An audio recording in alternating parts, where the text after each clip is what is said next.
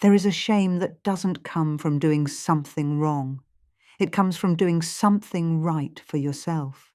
You cancel a plan you no longer have the energy for.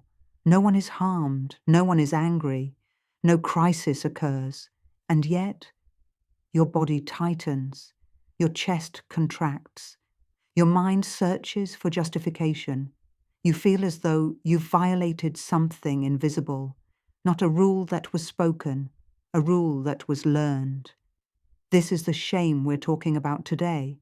Not shame for cruelty, and not shame for harm, but shame for self-prioritization, for stepping out of availability, for choosing rest over obligation, for saying no when no one explicitly demanded yes. And what makes this shame so destabilizing is how specific it is. It doesn't say, I am bad.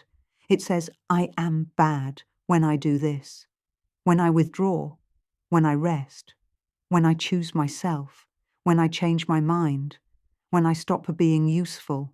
This shame has a narrow target, which means it has a history. Why this shame is never general. Most people imagine shame as global self-loathing, but this kind of shame is surgical. It activates in moments like cancelling plans, saying I can't today, needing space without a dramatic reason, prioritizing your energy over expectations, realizing you don't want what you agreed to want. Outside of these moments, you may feel fine, capable, thoughtful, even generous. But the moment you stop being available, something inside you panics. This tells us something important. This shame is not about morality. It's about attachment safety. It's about what you learned you had to be in order to remain acceptable. The confusion is why we interpret availability as a moral identity. Somewhere early on, many people learned this equation from elders like goodness equals availability, not kindness, not care, not integrity, but availability, being reachable, responsive, flexible, emotionally present even when depleted. The child who learned this wasn't told it explicitly. They observed it.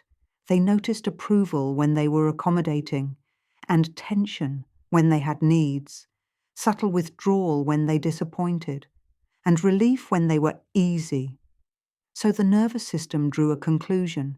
My presence is safest when I am useful, and usefulness became identity.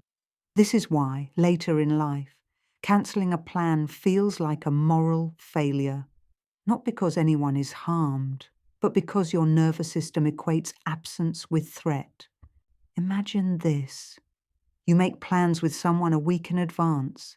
At the time, you meant it. You were available. You wanted connection. But the day arrives, and something has shifted.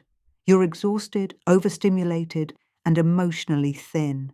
You realize, honestly, that going would cost you more than it gives.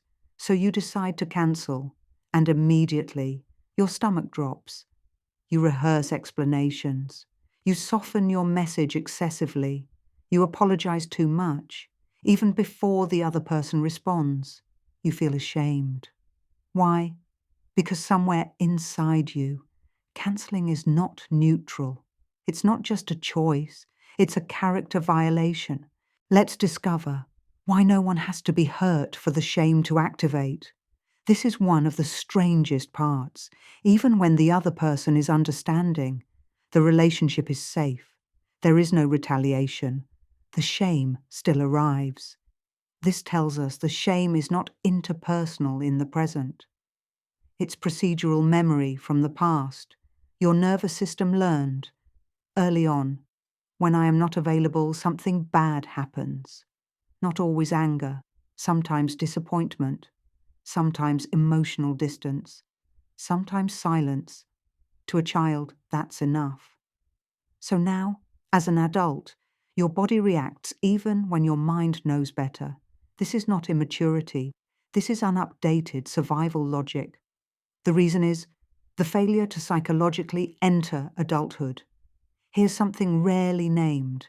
Some people reach adulthood functionally. but not psychologically. They take on responsibility, they work, they care for others, but internally, they still live by a childhood rule. My needs are secondary to my acceptability. True adulthood requires something radical, the recognition that no one is monitoring your goodness anymore, that availability is not a moral obligation, that rest is not a betrayal, that choosing yourself is not abandonment. But if this transition was never modeled, the psyche doesn't make it automatically. Instead, you carry childhood ethics into adult freedom, and freedom feels like guilt. Let me tell you why self-care feels selfish to this psyche. Self-care is often framed badly, as indulgence, as luxury, but to this nervous system, self-care feels dangerous because it resembles withdrawal, absence, non-compliance, and those things once threatened connection. So even neutral acts, like resting, cancelling, choosing solitude, trigger a shame response, not because they're wrong, but because they were once unsafe. The double bind, care or erase. This creates a psychological trap. If you remain available, you feel depleted, resentment builds, your sense of self thins. If you choose yourself, shame appears, anxiety spikes. You feel morally compromised, so you oscillate, overgive, collapse, withdraw, feel guilty, re-engage. This isn't inconsistency. It's a nervous system caught between care and erasure. Why explanations never feel enough.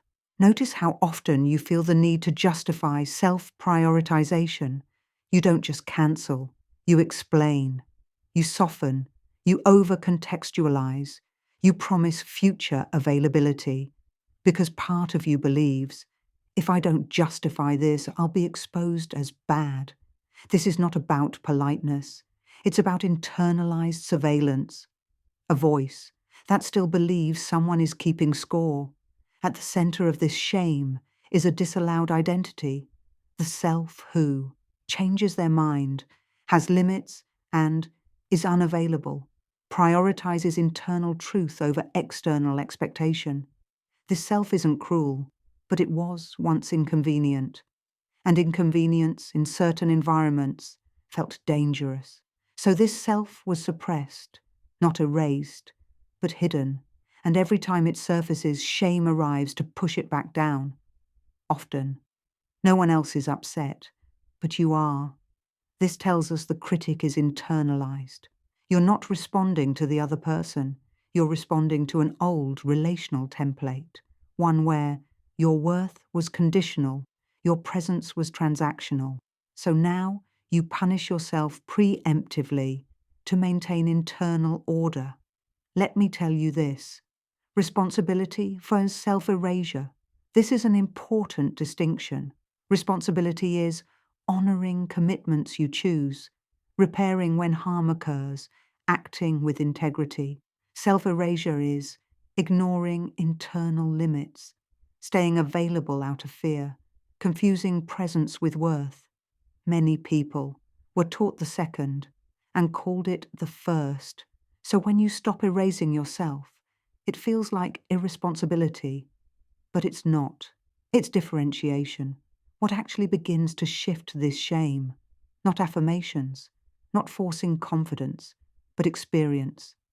Moments where you cancel, you choose yourself, and nothing catastrophic happens. Or better, you're met with understanding. Each of these moments gently destabilizes the old rule. The nervous system learns slowly, but it does learn.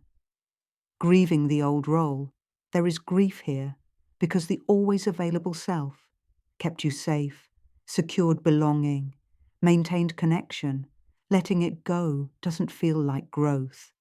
It feels like loss, and shame often guards grief. So be gentle with it.